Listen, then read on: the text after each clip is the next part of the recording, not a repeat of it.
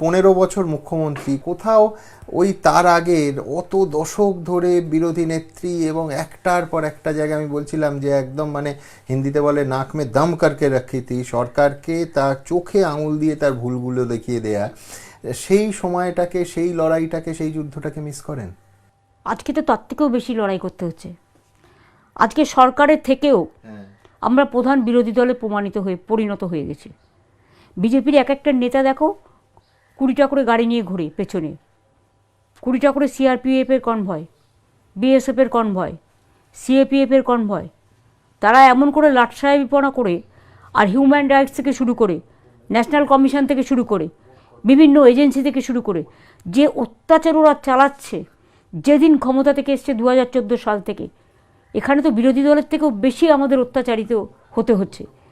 সিপিএমের আমলে একরকম অত্যাচার ছিল, এদের আমলে মানসিক অত্যাচার, নির্যাতন, টাকা বন্ধ, সাম্প্রদায়িক দাঙ্গা লাগানো, কি নয় বলো তো? আজকে তো আমরা আরও বেশি দুঃখী। তার কারণ হচ্ছে মানুষকে ভালো রাখতে গিয়ে আমাকে প্রতিদিন প্রতি মুহূর্তে সংকটের সাথে লড়াই করতে হয়। দিদি, কিন্তু বিরোধী নেত্রী হিসেবে আপনি তো একটা মানে আইকনিক জায়গায় প্রায় 30 বছরেরও বেশি সময় ধরে লড়ে গেছেন, এবং মেক নো মিস্টেক, আপনি জ্যোতিবাবু বা বুদ্ধবাবুকে ওই হিন্দিতে একটা কথা আছে না যে তন করকে রাখ দিয়া থা, তো সেই রকম আপনি মানে বিরোধী নেত্রী হিসেবে আপনার ভূমিকা পালন করেছেন। আজকে আপনার যারা বিরোধী, তাদের মধ্যে কাউকে দেখে মনে হয় যে সম্ভাবনা আছে লড়াকু নেতা বা নেত্রী?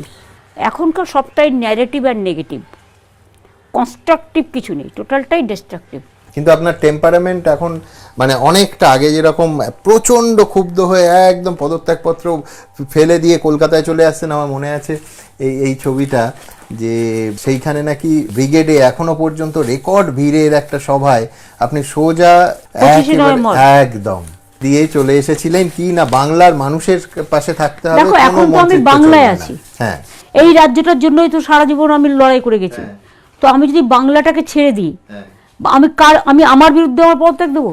আমার এমনিতে কোনো ইন্টারেস্ট নেই, আমি একটা পয়সাও নিই না, একটা টাকাও নিই না, আমি সবটাই নিজের থেকে করি। আর আমার একমাত্র ইনকাম হচ্ছে আমার রয়্যালটি।